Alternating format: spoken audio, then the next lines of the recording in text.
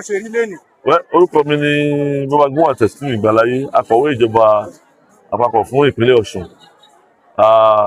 Ward 7 Òṣogbo local government lẹ́wà, Ward 7 Unit 7 tó jẹ́ Ìgbàláyé front, ibẹ̀ la wà tá a ti ń dìbò.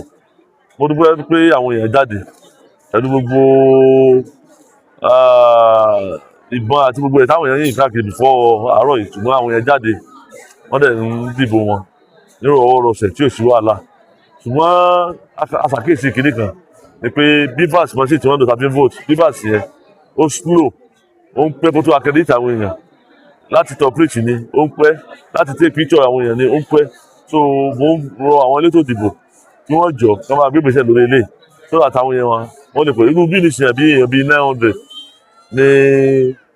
ni ó máa vote bẹ́ẹ̀ wọ́n lè máa accredit wọn. So irú yẹn ó lè fẹ́ di alẹ́ ṣe pé so gbogbo yẹn náà mo máa ń yọ àwọn elétò ìdìbò kan jọ kí wọ́n bá wà kéré sí so that machine yẹn yóò lè fast, yóò lè yá wá fast so that ó lè dìbò kí òkùnkùn tó ṣú.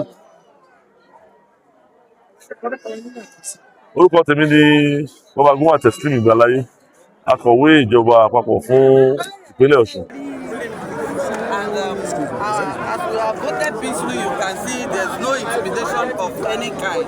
I'm using this opportunity to call upon all indigenes, all Osun indigenes, to please troop out en masse and come and exercise their pride in their civic duty. If you're watching me wherever you are, and the wife of Governor Ambassador Lohun Adeleke, I'm saying it authoritatively to every Osun indigene that everything is going on peaceful.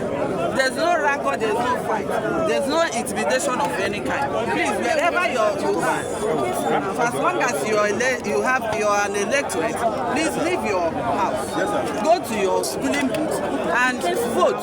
That's your civic right. And at the end of the day, God will take glory. In Jesus' name. God the best of luck. Thank you very much.